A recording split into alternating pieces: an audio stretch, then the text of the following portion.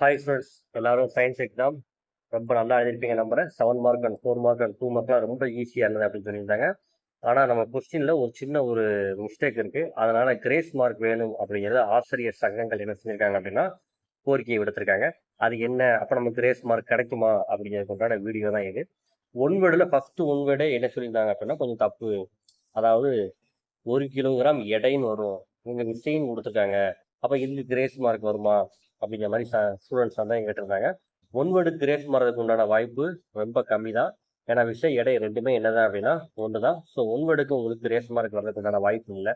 இப்போ எதில் grace mark கேட்காங்க, அட்டன் பண்ணியிருந்தாலே மார்க் நமக்கு இப்போ எதில் விழுது அப்படின்னு பார்த்தீங்க அப்படின்னா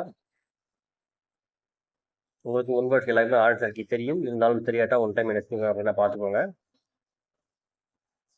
அதாவது 22வது கொஸ்டின் கம்பல்சரி கொஸ்டினுக்கு கிரேஸ் மார்க் வேணும் அப்படிங்கிற மாதிரி என்ன செய்யறாங்க அப்படின்னா ஆசிரியர் சங்கங்கள் வந்து கோரிக்கை விடுத்திருக்காங்க.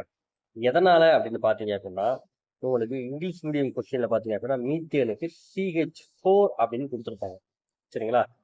ஆனால் தமிழ் மீடியம் கொஸ்டின்ல அந்த CH4 அப்படிங்கிறது என்ன செய்யாது அப்படின்னா இருக்காது. வெறுமனையா மீத்தேன் அப்படின்னா என்ன செய்வாங்க அப்படின்னா கொடுத்துருப்பாங்க.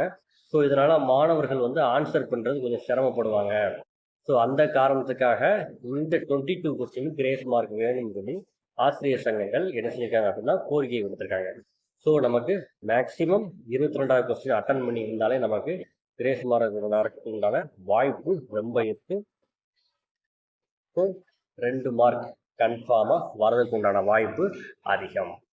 தேங்க்யூ ஃபார் வாட்சிங் ஸ்டூடெண்ட்ஸ்.